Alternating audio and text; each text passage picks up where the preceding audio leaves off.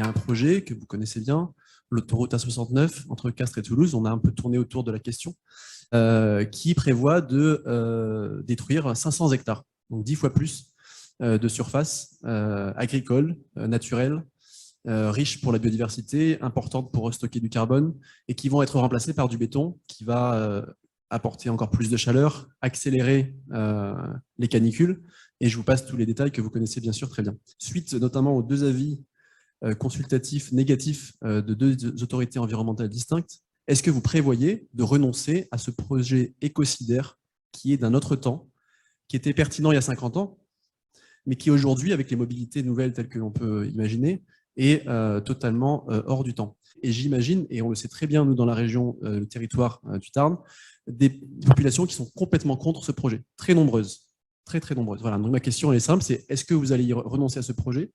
Et sinon, est-ce que vous allez lancer ce débat citoyen proposé par un de vos principaux soutiens? Moi, je n'ai pas voté pour ce projet, donc je pense que voilà, je ne veux pas en faire un point de...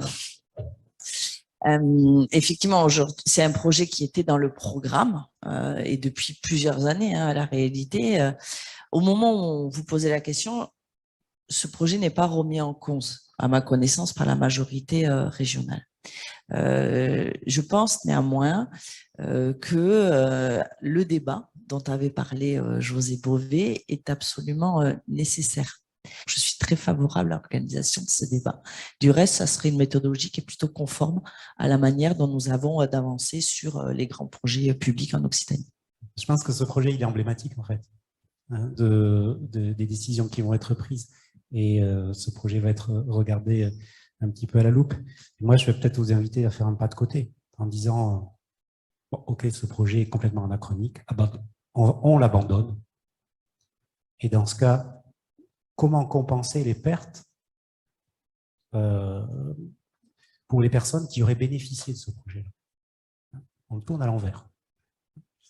La compensation, là, sur ce projet-là, il y a des mots qui me font vraiment qui me mettent en colère. C'est la compensation de tout ce qui est biodiversité. On détruit la biodiversité et on compense ailleurs. La biodiversité, elle ne se compense pas. Quand elle est détruite, elle est détruite.